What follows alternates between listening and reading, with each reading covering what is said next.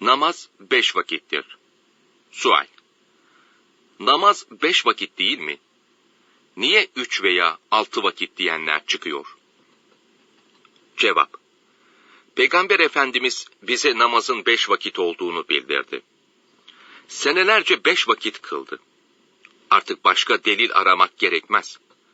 Kur'an-ı Kerim'de mealen buyruluyor ki, namaz müminlere belli vakitlerde farz kılındı. Nisa suresi 103. ayeti. Nisa suresinin 103. ayetinde namaz belli vakitlerde farz kılındı buyrulup, ayrıca 5 vaktin hepsi de diğer ayetlerde bildirildiği halde 5 vakit namaz ifadesinin geçmeyişi, kutuplarda ve buralara yakın yerlerde 5 vaktin tamamının teayyün etmemesindendir. İsra suresinin güneşin kayması anından gecenin kararmasına kadar ve sabah vakti namaz kıl mealindeki 78. ayeti kerimesinin aslında geçen dülûk-ü şems, öğle ve ikindi, gasak-ı leyl, akşam ve yatsı namazı, fecr de sabah namazıdır. Kaf suresinin güneşin doğuşundan ve batışından önce ve gece Rabbini tesbih et mealindeki 39. ve 40. ayeti kerimesindeki güneşin doğuşundan önceki sabah namazı, güneşin batışından önceki öğle ve ikindi namazı, geceki de akşam ve yatsı namazıdır. İbni Abbas Hazretleri, Kur'an-ı Kerim'de 5 vakit namazı bildiren ayet hangisi diye sual edildiğinde, şu mealdeki ayet-i kerimeyi okudu. Akşama girerken, sabaha ererken, gündüzün sonunda ve öğle vaktinde Allah'ı tenzih edin. Rum suresi 17-18. ayetler. Akşama girerkenden maksat akşam ve yatsı namazı, sabaha ererkendeki sabah namazı, gündüzün sonundaki ikindi namazı, öğledeki de öğle namazıdır. Nur suresinin 58. ayeti kerimesinde salat-ı fecr yani sabah namazı ve salat-ı işa yani yatsı namazı ifadesi açıkça geçmektedir. Peygamber Efendimiz Bekara suresindeki namazları ve vusta namazını kılın mealindeki 238. ayeti kerimeyi açıklarken, vusta namazı ikindi namazıdır buyurdu. Bu ayet-i kerimede namazları ve orta namazı yani ikindi namazını kılın buyruluyor.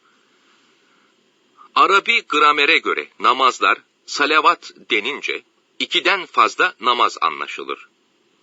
Çünkü 2 namaz demek için salavat namazlar değil, salateyn 2 namaz denilir.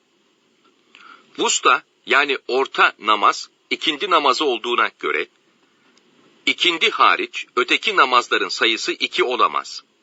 2'den fazla olması gerekir. 3 de olamaz. Çünkü vusta namazı hariç 4, 6 gibi çift sayılı olmalı ki orta namaz yani ikindi namazı tam ortada olabilsin.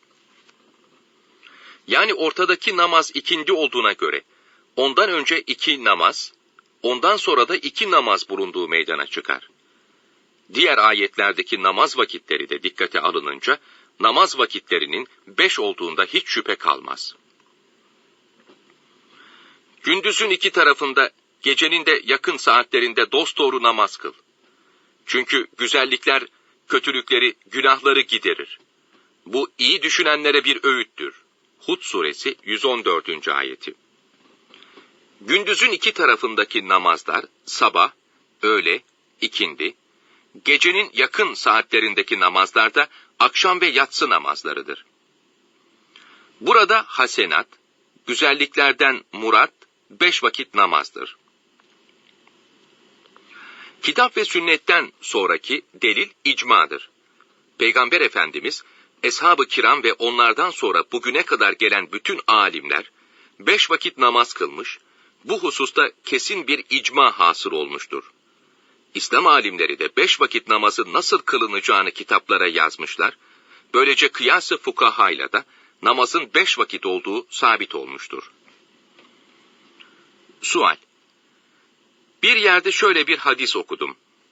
Meşhur İslam alimlerinden İmam Ahmed bin Hanbel ve Ebu Davud'un rivayetlerine göre 5 vakit namaz kılmaya vakit olmadığını söyleyip bana öyle bir şey emret ki yaptığım zaman yeterli olsun diyen Fudale'ye Hz. Muhammed sabah ve ikindi namazlarına devam etmesini, 2 vakti kılmasının ona yeterli olacağını söylemiştir. Yukarıda bildirilen hadis doğru mu? Cevap: böyle bir ifadeye rastlamadık. Uydurma olma ihtimali vardır. Çünkü İslam alimleri Hazreti Muhammed demez.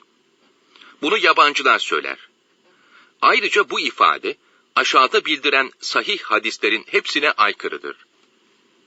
Bir vakit namazı kasten terk etmek çok büyük günahtır. Böyle bir hadis varsa eğer, bu olay 5 vakit namaz farz olmadan önce vuku bulmuş olabilir. Çünkü Miraç'tan önce yalnız sabah ve ikindi namazı vardı.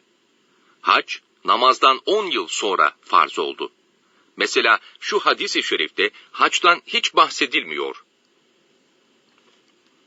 Saçları dağınık biri, belki de İslamiyet'i öğrenmek için gelip Resulullah'a sordu. Ya Resulallah, İslam nedir? Günde 5 vakit namaz kılmaktır.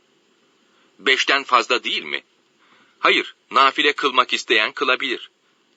Bir de yılda 1 ay Ramazan orucu vardır. Bundan başka oruç yok mu? Nafile olarak tutmak isteyen tutabilir. Bir de zengin için malının zekatı vardır. Bundan fazlası var mıdır?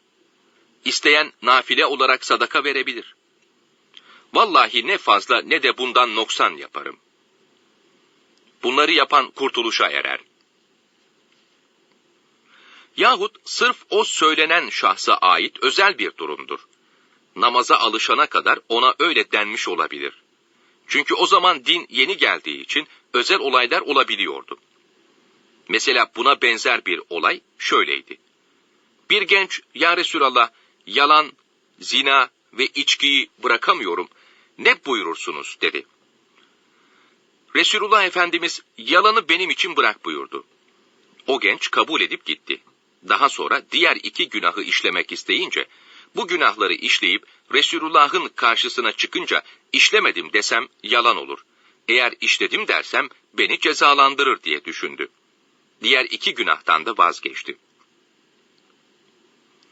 Namazın 5 vakit olduğuna dair hadis-i şeriflerden bazıları şöyledir. İslam 5 temel üzerine kuruldu. 1. Allah'a ve Muhammed Aleyhisselam'ın onun Resulü olduğuna inanmak. 2. Her gün 5 vakit namaz kılmak. 3. Senede 1 kere malının 1/40'ını Müslüman olan fakirlere zekat vermek. 4. Ramazan-ı Şerif ayında her gün oruç tutmak. 5. Mekke'ye giderek ömründe 1 kere hac etmek. 5 vakit namaz kılanın hali, evinin önünden akan suda 5 defa yıkanan kimse gibidir.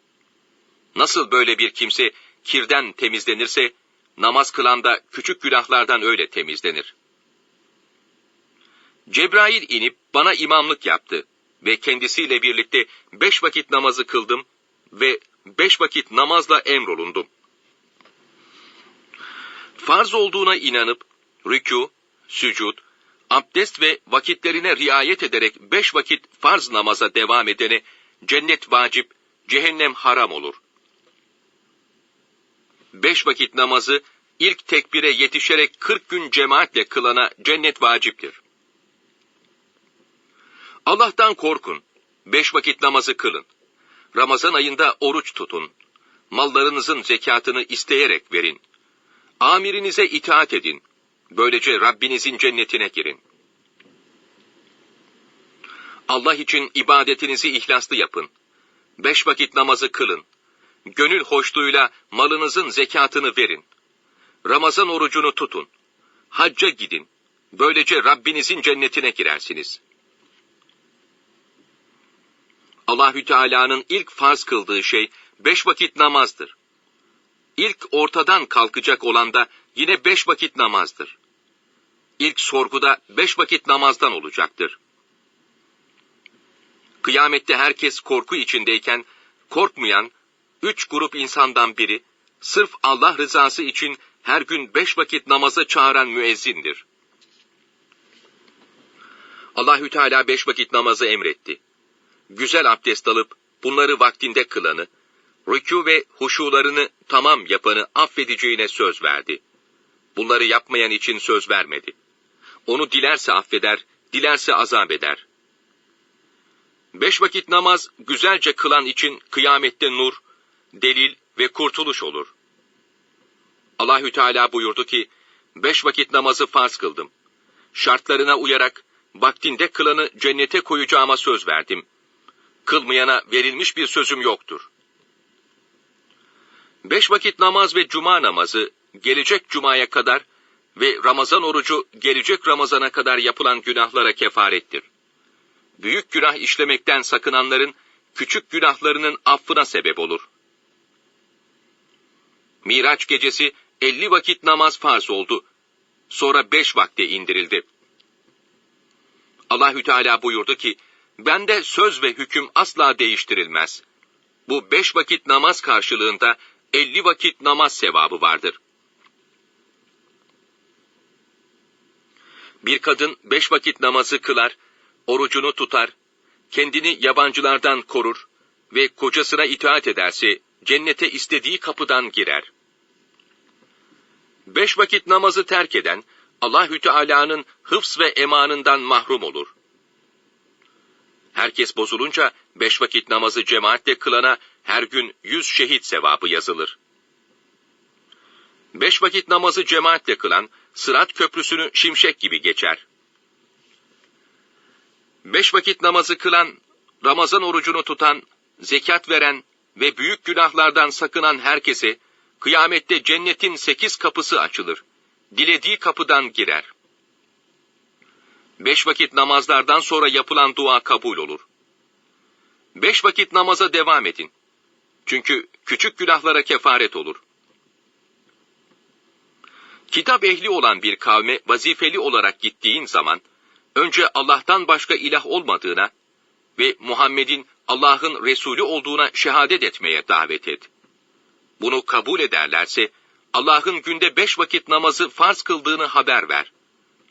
Bunu da kabul ederlerse, Allah'ın kendilerine, zenginlerinden alınıp fakirlerine verilen bir sadakayı, zekatı farz kıldığını söyle. 5 vakit namazı kılan, Ramazan orucunu tutan, zekatını veren ve 7 büyük günahtan kaçan kimseye, cennetin bütün kapıları açılıp, selamet ve emniyet içinde gir denilir.